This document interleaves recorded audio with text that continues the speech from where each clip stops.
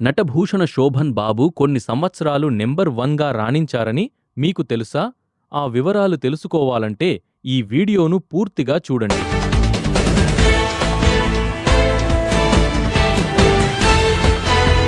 ఖచ్చితంగా చెప్పాలంటే శోభన్ బాబు ఏ సంవత్సరంలో నంబర్ 1 అనే విషయంలో ఒకే అధికారిక ర్యాంకింగ్ లేదు.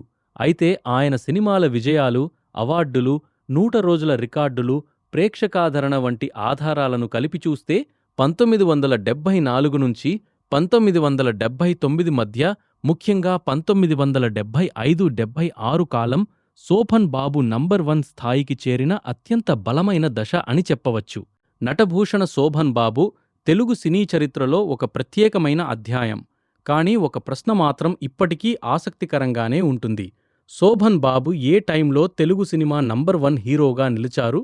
దీనికి సమాధానం చెప్పాలంటే ఒక్క సినిమా విజయాన్ని కాకుండా వరుస విజయాలు, అవార్డులు, 100 రోజుల రికార్డులు, ప్రేక్షకాదరణ ఇవన్నీ పరిశీలించాలి. ఆ ఆధారాలను చూస్తే 1974 నుంచి 1979 మధ్య శోభన్ బాబు కెరీర్ పీక్లో ఉందని చెప్పవచ్చు. ముఖ్యంగా 1975-76 కాలం ఆయన స్టార్డమ్ అత్యున్నత స్థాయికి చేరిన దశగా కనిపిస్తుంది. 1974 నుంచే భారీ ఊపు. 1974లో శోభన్ బాబు నటించిన ఖైదీ బాబాయికి ఫిల్మ్ఫేర్ బెస్ట్ యాక్టర్ అవార్డు వచ్చింది. అదే సమయంలో ఆయన వరుసగా మంచి విజయాలు సాధిస్తూ స్టార్ హీరోగా తన స్థానాన్ని మరింత బలపరుచుకున్నారు. ఫిల్మ్ఫేర్ అవార్డుల జాబితాలో 1974, 1975, 1976, 1979 సంవత్సరాల్లో శోభన్ బాబు బెస్ట్ యాక్టర్గా నిలిచినట్లు రికార్డులు ఉన్నాయి. 1975లో జీవన జ్యోతి వచ్చింది. ఈ సినిమాకు శోభన్ బాబుకు మరో ఫిల్మ్ఫేర్ బెస్ట్ యాక్టర్ అవార్డు లభించింది.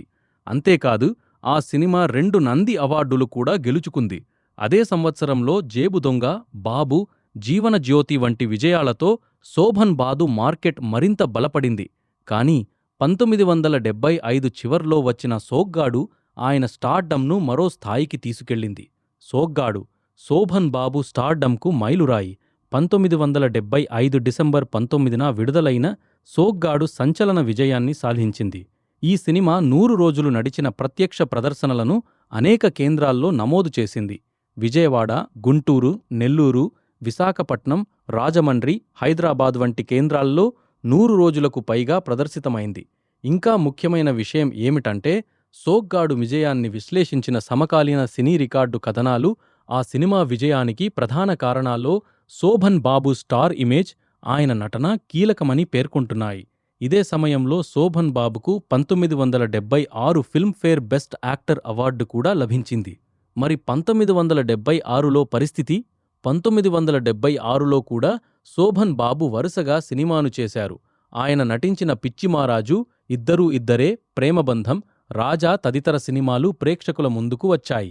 ఇదే కారణంగా 1975-76 కాలాన్ని శోభన్ బాబు కెరీర్లో పీక్ స్టార్డమ్గా చూడటానికి బలమైన ఆధారాలు కనిపిస్తున్నాయి. 1977 తర్వాత పోటీ మరింత మారింది. అయితే ఇక్కడ ఒక ముఖ్యమైన విషయముంది. తెలుగు సినిమా నంబర్ 1 స్థానం శాశ్వతంగా ఒక్క హీరో దగ్గర ఉండేది కాదు.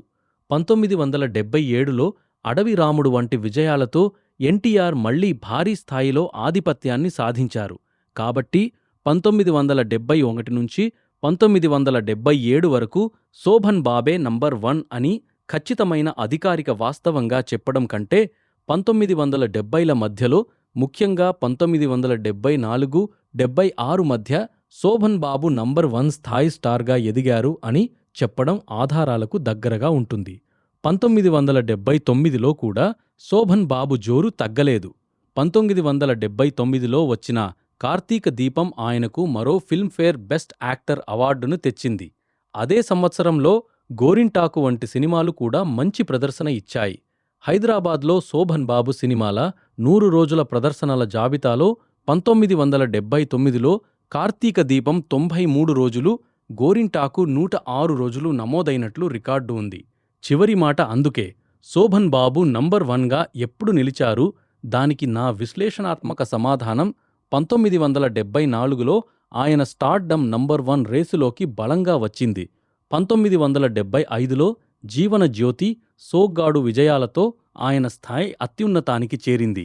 1976లో ఆ ఆధిపత్యం మరింత బలపడింది. 1979 వరకు ఆయన అగ్రశ్రేణి హీరోగా తన స్థానాన్ని కొనసాగించారు.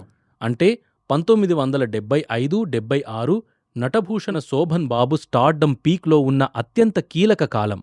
అయితే ఎన్టీఆర్, ఏఎన్నార్, కృష్ణ, కృష్ణంరాజు వంటి అగ్ర హీరోలు కూడా అదే కాలంలో బలమైన పోటీదారులుగా ఉన్నందున అధికారికంగా నంబర్ 1 అనే పదాన్ని కాకుండా నంబర్ 1 స్థాయి స్టార్ అని చెప్పడం చారిత్రకంగా మరింత సరైనది. ఇంకా మీకు తెలిసిన శోభన్ బాబు సాధించిన విజయాలు, నెలకొల్పిన రికార్డులు ఉంటే కామెంట్ చేయండి. మరో వీడియోలో శోభన్ బాబు సాధించిన పూర్తి విజయాలు వీడియో చేద్దాం. వీడియో నచ్చితే లైక్ చేయండి, షేర్ చేయండి, మీ అభిప్రాయాన్ని కామెంట్ చేయండి. జన విజయం ఛానల్ను సబ్స్క్రైబ్ చేసుకోవడం మరవద్దు.